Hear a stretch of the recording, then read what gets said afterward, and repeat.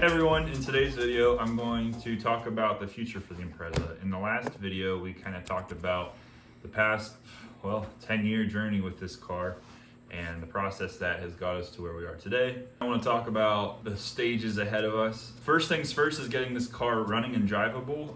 We're actually probably 90% there as far as that's concerned. There's not a whole lot to do, at least on paper. Second is kind of fine-tuning those things and making sure it's street legal, getting it registered again, and actually being able to drive this car, kind of work out the details. And then thirdly is kind of long-term aesthetics as far as finishing up the interior and getting the bodywork done, hopefully getting this car painted at some point because the paint is awful on this car.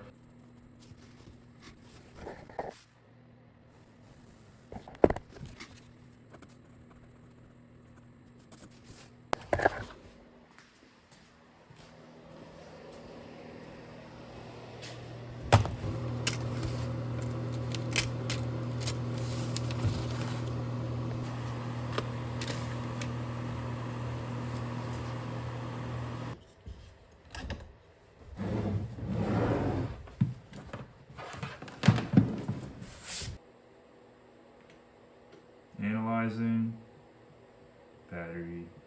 Yeah, now it's saying battery bad. So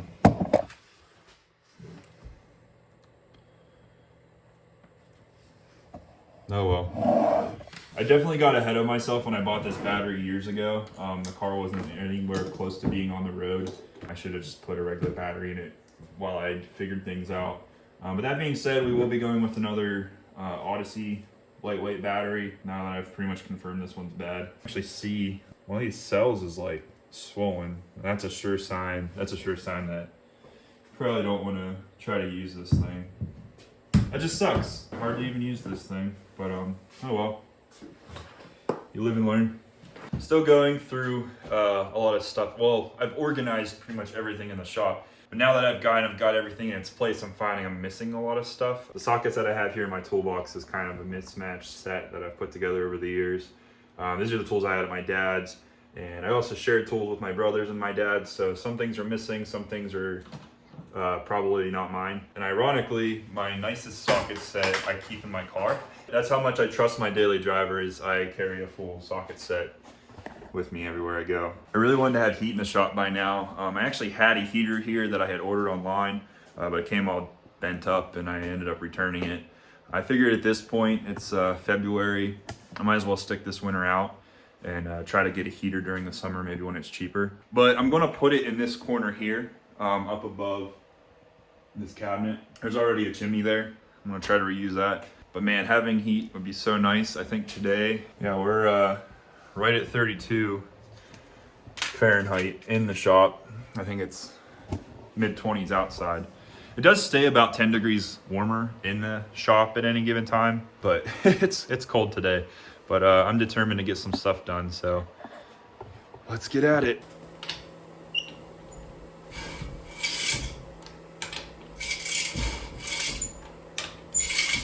Those brakes, they sound wonderful.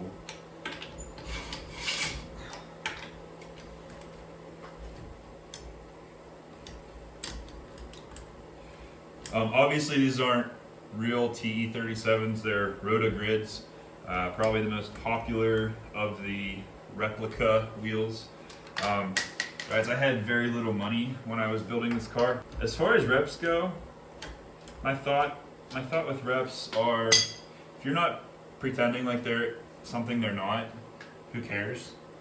I mean, there's certain replicas I think I would stay away from. I think of all the replica brands, Rota's probably the one I would trust the most. And I bought these used off of Facebook Marketplace back in the day. In fact, they even had these tires on them. but they are 17 by 9 offset 35, and of all the forums I read on RS25 back in the day, like that was the spec that I wanted. I might put a smaller tire on it. It's a 235/45 right now. The car obviously isn't sitting where I want it to. It sits really high, but this wheel size is what I want. It should look really flush with rolled and pulled fenders. And please do not comment saying wide body this car. I'm not doing a wide body on this car. Yeah, it would look cool. It does look cool. I love wide body cars. I'm not against them, but I don't know what it is about a car with pulled rolled fenders and like really tight fitment on a stock body. I just, for some reason, I really prefer that look on these, especially the sedans. I've seen a couple wide body sedans that look pretty good. People have gotten pretty creative with how they, you know, manipulate the door with the body kit to make it work. But it's not even that I don't want to do the work. Like I said, I just kind of prefer the look of stock body with rolled and pulled fenders. I think a 17 by 9 will be plenty of wheel. This 235 tire, all four corners on such a small car, I think that's plenty of tire for this car. So yeah, for my plans, I think it'll be perfect.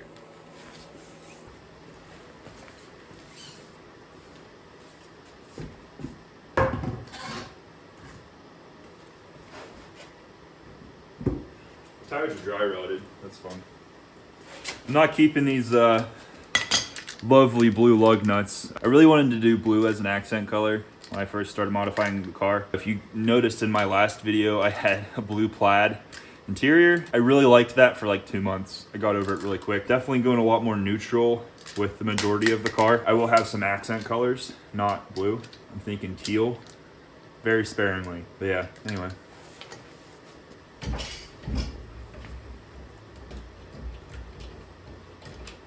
These things are filthy.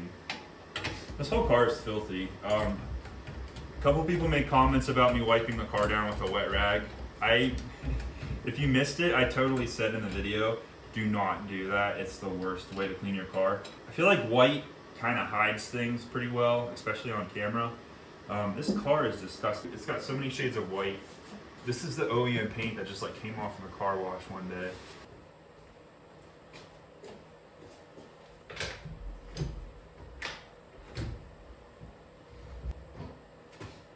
As cold as it is in here, I'm so thankful to have a covered shop out of the weather. Baby steps, you know? And I've done more with less.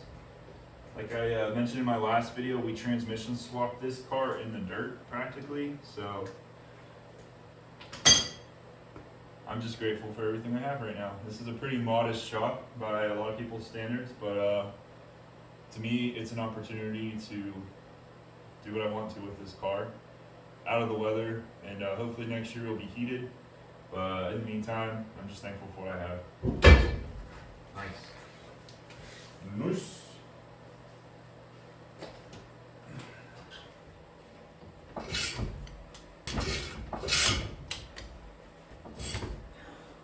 Brakes off.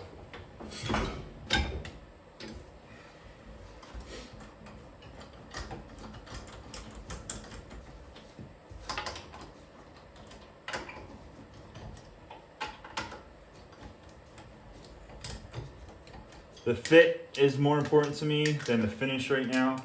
And obviously before that, driving it is more important. So baby steps, we'll get to it when we get to it.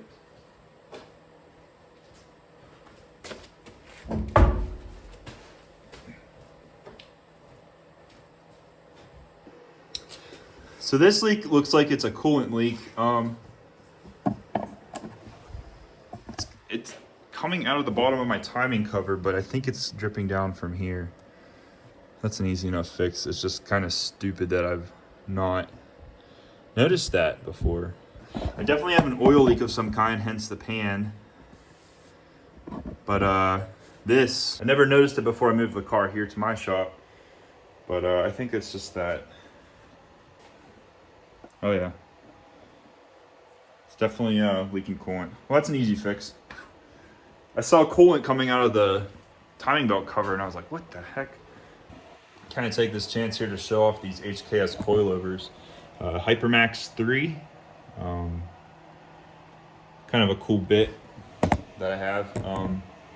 Like I mentioned in my last video, I have 0 miles on them now. They're not new, I bought them used. I'd have to look to see how many miles are on them, but I haven't driven on them, so I don't know how they ride. They're very stiff, which is fine because I kind of want to go pretty low with this car. My hope is that the worst case scenario, I can send them out to Fortunato to get rebuilt. That's the closest coilover builder to me. I feel like as far as coilover builds, if you're on the West Coast, you'd go with maybe Feel coilovers. And then on the East Coast here, we have Fortunato down in Virginia, which is like, I think 5 hours away from me. So I don't think it'd be too big of a deal to get them rebuilt, but worst case, I guess that's not the worst case scenario. Best case scenario is I send them off to get rebuilt. Worst case scenario, I'm going to just get another set of Fortunatos. I have Fortunatos on my wagon and I absolutely love them, so I'll probably go with them again. So for the brakes on this car, I obviously don't want to keep any of this. The calipers are probably fine. They're just the RS brakes. Again, this is an L, but I swapped over RS components for the brakes. So my primary concern with getting this car on the road is the brakes. Now, as you can see, it does have front brakes. These rotors are absolutely horrible. Obviously replacing that, but I'm actually doing 4-pot, 2-pots. This is a horrible example of a 4-pot, but it is an example nonetheless. Kind of a baby Brembo, if you are familiar with how they work. Instead of a sliding caliper, they are a fixed caliper, and the pistons articulate from both sides. The rears are the same, except they have one on either side, so 2-pot. This is a used caliper that I bought.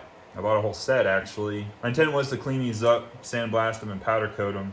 But I think just in the time I carried them over here, I lost about a pound of rust.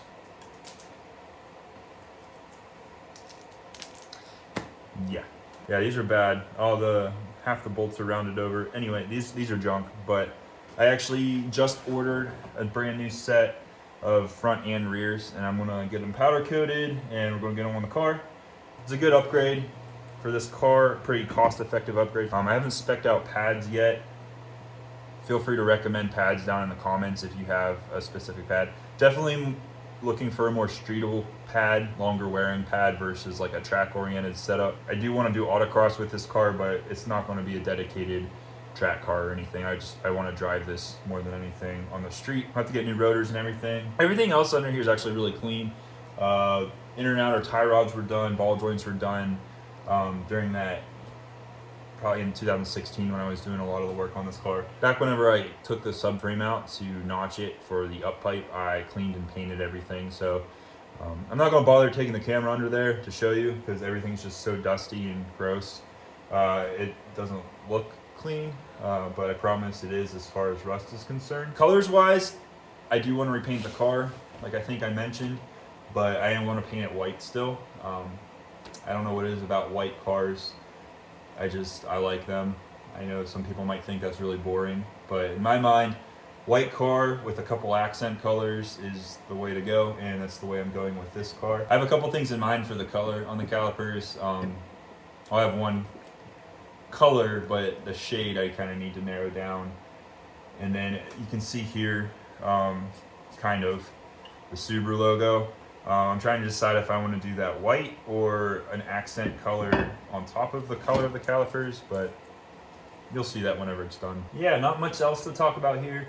The fenders are not rolled or pulled. Once I lower the car and get the ride height figured out, I'll definitely have to do that. I am probably going to run a slightly smaller tire than what's on those wheels currently, but I don't want to do anything very stretched. My goal is decent tire, slight stretch, stuffed under the body, barely rubbing the fender, you know what I mean? Like just stuffed under there. So we'll see what kind of clearances we have to work with once it's about 2 inches lower, and go from there. Here at the rear of the car, you can see I've got the rotor pulled off, this lovely rusty rotor. I am going to rebuild all of the e-brake components. I figured why not, if I'm kind of overhauling the whole brake system anyway. Would be one less thing to worry about. And the parts are really cheap. And then we're also doing the 2-pots like I mentioned, which are the matching calipers for the front. I do have new hard lines ran from the back seat here to each rear corner. That was out of necessity. The original brake lines had rusted through, so I ran new hard lines. You might also notice the white line rear sway bar with solid parent end links. I put that on the car when I was doing everything else, so I have no idea how it rides with it, but it should tighten up the rear end a good bit compared to the stock sway bar, which was extremely flimsy. And then if we look up here, you can see my lovely rear fenders. In college, I thought it would be funny to put mustache duct tape on a really bad Bondo job that I did. I did attempt to fix these fenders back in college. They had the typical spot right here, and so I cut out and then used, I think, long strand fiberglass and Bondo to fill it, and it ended up cracking out. So as a fun fix, I used mustache duct tape to cover it, which got more questions than laughs. And I can't even grow a mustache, so I'm not really even sure what that was about. But if you notice, I did take care to line up the pattern, so don't say I don't have attention to detail, because I mean, come on. And it also accents the smooth JDM door nicely, JDM fuel door. It's got the... This whole fender is actually going to get replaced. I have a set of Subi Saver, is the brand name, patch panels. I bought them years ago, back when they were easy to get, thankfully. They're not as easy to get now. They do pop up from time to time, but basically they're just a stamped steel OEM type patch panel that's bigger than you need, and you just, you know what patch panels are, I'm sure. But anyway, all of this is going to get replaced, and then I want to do a minor pull on the fenders to, like I said, get as big of a tire as under here as I can while still being pretty low. So that's the plan. Pretty clean under here otherwise. Actually cleaned and painted this rear section here, the same gray color as the engine bay. I thought for a minute that I was going to maybe do kind of like a 240 SX style drift bumper, or bash bar rather, with a jack point in the middle. I'm still considering that. I don't really like how busy it is with all the stamping and, you know, the air vent and everything. I kind of think it would look pretty cool with just a bash beam on the back, but let me know what you think about that. I'm on the fence about it. It wouldn't be too out of place if I decide to rear-wheel drive convert this, which I am considering. It's too relatively easy and cheap not to consider it. This would be a fun little car to slide around, I think. And yeah, we'll see. We'll see what the future holds. I mean, I have that, so I kind of have my low turbo, fast all-wheel drive car. I have my Forester, you know, for doing typical Subaru winter things. So why not have a low rear-wheel drive Impreza that makes all the right sounds and is just a lot of fun. I don't know, we'll see. So now I need to spend some time talking about this engine bay. It's very dirty, as you can see, and it's kind of a mess as far as vacuum lines and hoses are concerned. I spent a lot of time trying to make this engine bay clean, and then when I was in a rush to try and get it done for my wedding, I kind of took some shortcuts. Not shortcuts, but like I wasn't quite as anal about some things when I was just like trying to get it drivable within a short amount of time. So like, for example, this was my line running to my ECU. Some things have rusted. I could have used better hardware for this bracket I made for the ignition coil. I really don't like how this powder coat has aged. It's almost like tarnished. I'm not sure what that's about. It looked really good when I had it first done. I mean, it looked awesome. It looked like a polished intake manifold, which was the look I was going for. But now, like, I don't know. It's not dirty. It's not just dirty. Like, that's, I don't know. I'm probably going to pull those off at some point and re-powder coat them. Everything for the most part, though, is complete. Fuel system's pretty good. Oh, I do need to swap out my injectors. I have a set of yellow top.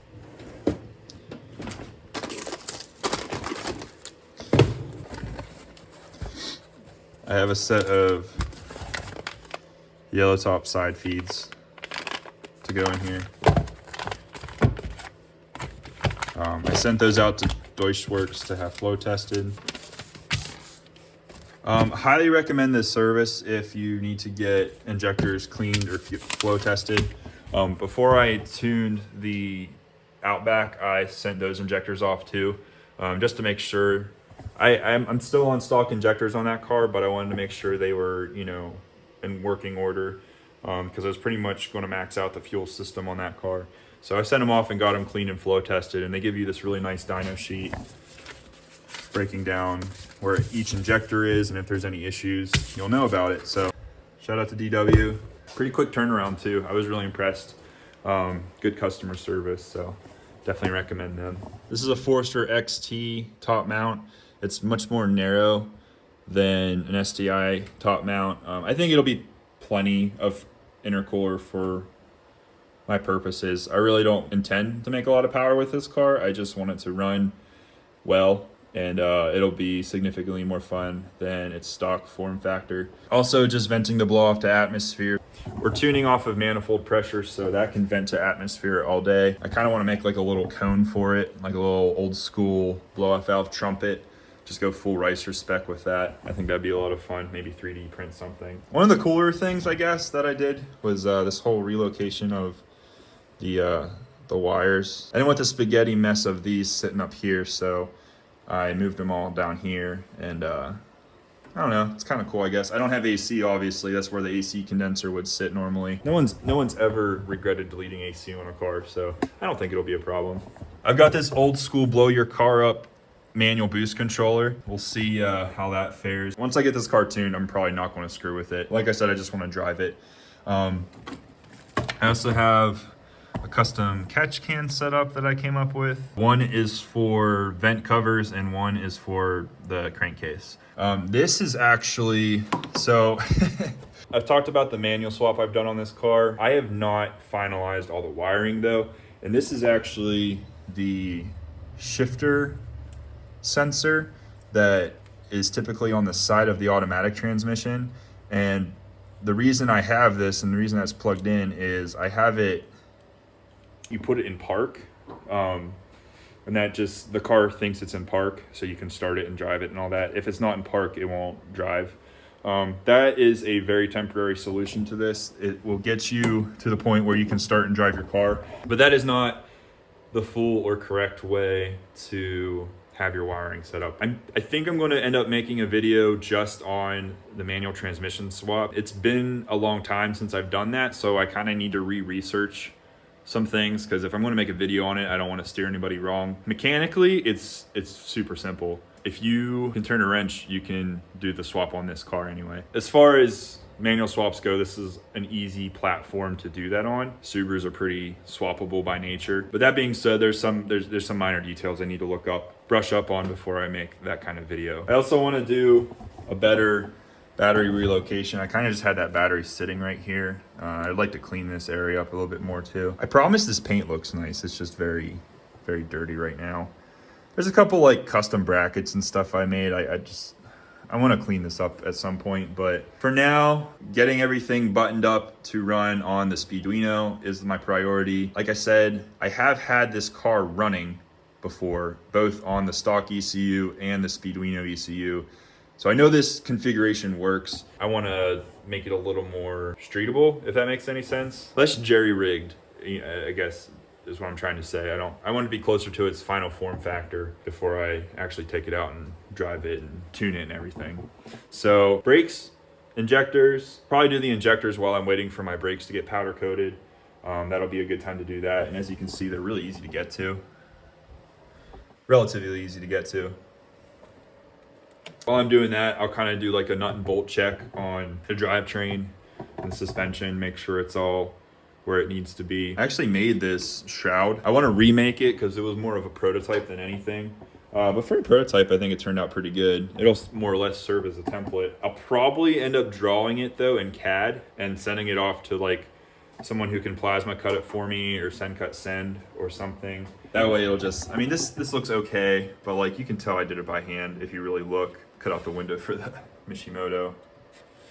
This is the kind of thing I really enjoy, is like making one-off brackets, or this whole thing, like making a bracket for this to mount here. Like those are the kinds of things I like really enjoy making. This whole car has been a bit of a dissertation on one-off little pieces to make something work that shouldn't.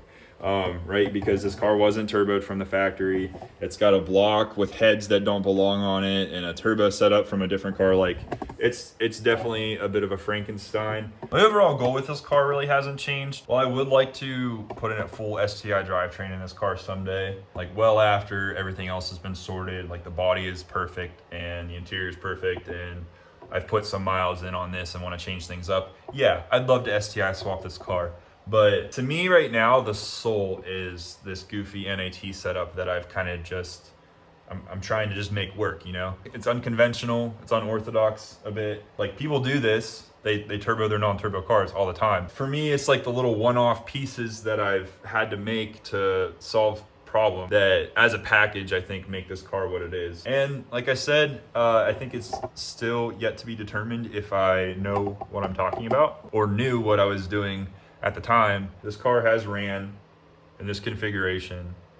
It didn't blow up, like nothing interfered. So at least on a very root level, this motor works. But that's only the tip of the iceberg. We still have tuning ahead of us, getting everything to be drivable, yada, yada, yada, all that jazz. This car won't be a big number car, obviously. If it cracks 200 horsepower, I'll be content with that. The compression ratio is still relatively high, I believe. It's around 10-to-1 still.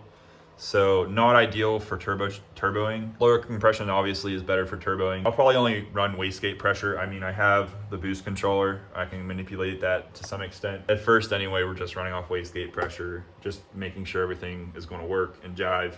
And if it's going to make all the right sounds and it's going to be a blast to drive, I think even if it does only have 200 horsepower, it'll be fun. So, well, everyone, I really don't have much else to say. I kind of just need to get to work now.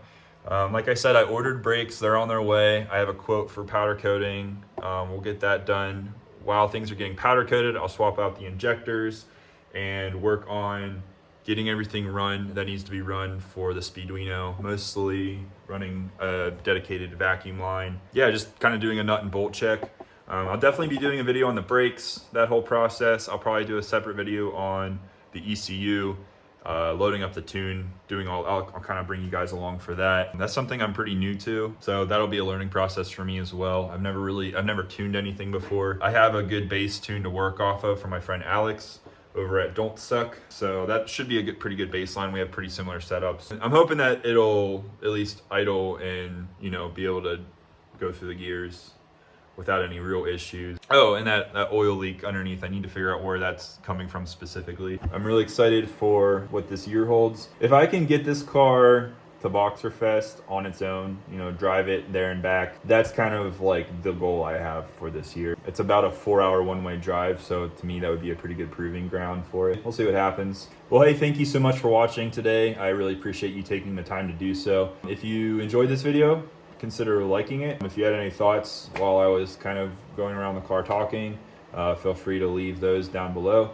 You know, comments, suggestions, criticism, how much you hate roto wheels, whatever. Yeah, if you really want to follow along on where this car is going, please consider subscribing. I was pretty overwhelmed actually with the positive response on last video. So thank you all, strangers and friends alike, for checking that out and letting me know what you thought. It just means the world to me that there's people still interested in what I'm doing with this car. And it means the world to me that complete strangers are just now finding it and are interested to see where it goes. Obviously I'm doing this because I want to, but I'm not gonna lie, like having the motivation of all of you following along and throwing out your suggestions and just encouraging me is really cool. I'm really enjoying the process of making these videos. So my hope is that by the end of the year, I can at least get like a couple pennies per video. I need 1,000 subscribers to do that. If you've done the YouTube thing, you know all about that. If you have any video suggestions, for example, the manual transmission swap, other ideas for future videos, feel free to leave them down below. I do have a long list of ideas of videos I can make. It's kind of gonna just have to happen as I have the time to. I do work a full-time job. I'm just now starting into this whole YouTube thing. So we'll see where it goes. I'm excited. Even if all I ever have are the whatever, I think 400 of you that are subscribed now, I appreciate every single one of you. Thanks, guys.